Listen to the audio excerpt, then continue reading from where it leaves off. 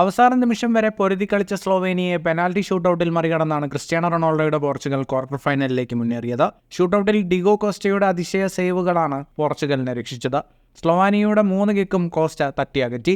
Penalty പാഴാക്കിയ റൊണാൾഡോയെ വിമർശനങ്ങളുടെ കൂരമ്പുകളിൽ നിന്ന് രക്ഷിച്ച സേവുകൾ കൂടിയായിരുന്നു ഇത്. ക്വാർട്ടർ ഫൈനലിൽ കരുത്തരായ ഫ്രാൻസിനെയാണ് പോർച്ചുഗൽ നേരിടുക. ക്വാർട്ടർ ഫൈനലിനെ യുദ്ധം എന്നാണ് സ്ലോവാനിയക്കെതിരായ മത്സരശേഷം റൊണാൾഡോ വിശേഷിപ്പിച്ചത്. റൊണാൾഡോയുടെ വാക്കുകൾ ഇങ്ങനെയായിരുന്നു: ക്വാർട്ടറിൽ ഫ്രാൻസിനെതിരെ കടുത്ത വെല്ലുവിളിയാവും ഞങ്ങൾ നേരിടേണ്ടി വരിക. ഞങ്ങളൊരു യുദ്ധത്തിനാണ് ഇറങ്ങുന്നത്. ജയം മാത്രമാണ് ലക്ഷ്യം.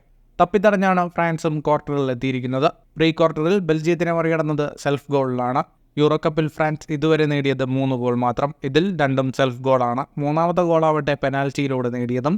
റൊണാൾഡോയുടെ പോർച്ചുഗലിനെതിരെ എംബാപ്പയുടെ ഫ്രാൻസിനും യുദ്ധമായിരിക്കുമെന്നുറപ്പാണ്. ഫുട്ബോൾ ലോകത്തെ കൂടുതൽ വാർത്തകൾക്കും വിശേഷങ്ങൾക്കുമായി സ്പോർട്സ് കഫേ ഇപ്പോൾ തന്നെ സബ്സ്ക്രൈബ് ചെയ്യുക.